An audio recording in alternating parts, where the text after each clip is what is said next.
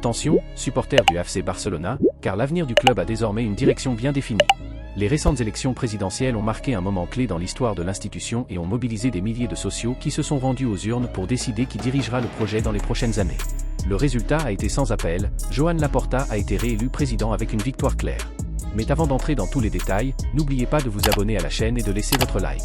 Notre objectif est d'atteindre 2000 abonnés ce mois-ci. C'est gratuit, rapide et cela nous aide énormément à grandir.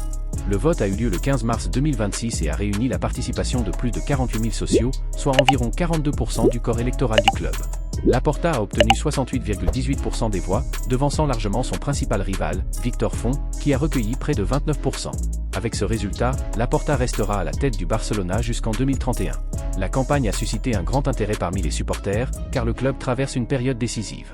Parmi les principaux défis figurent la relance financière, le renouvellement de l'effectif et la modernisation du stade, le Spotify Camp Nou.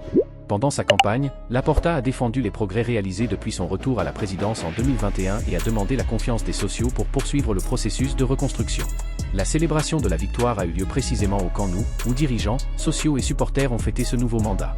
De plus, le contexte sportif a également contribué à renforcer sa candidature. L'équipe traverse une bonne période sous la direction de l'entraîneur Hansi Flick, avec plusieurs jeunes talents qui se distinguent et des résultats positifs cette saison. Par ailleurs, l'attention est aussi tournée vers l'UEFA Champions League. Le Barcelona se prépare pour un duel décisif lors du match retour des huitièmes de finale contre Newcastle United au Camp Nou. L'objectif est clair, obtenir la victoire et assurer la qualification pour les quarts de finale. Ce sera une semaine pleine d'émotions pour les culés du monde entier. La dernière journée de la Ligue des Champions a laissé des résultats importants. Au Santiago Bernabéu Stadium, le Real Madrid a battu Manchester City 3-0 grâce à une performance brillante de Federico Valverde, auteur des 3 buts. À Paris, le Paris Saint-Germain a vaincu Chelsea FC 5-2 dans un match riche en occasions.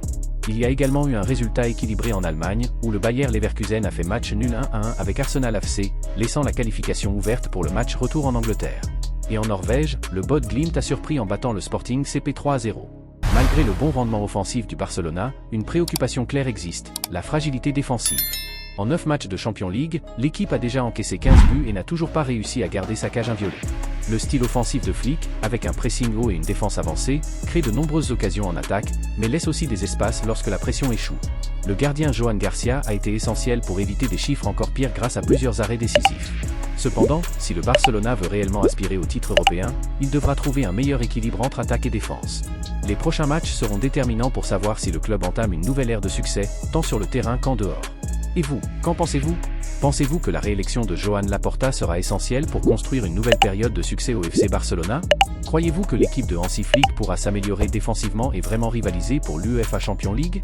Dites-le moi dans les commentaires, n'oubliez pas de laisser votre like et de vous abonner pour ne manquer aucune nouveauté du Barça.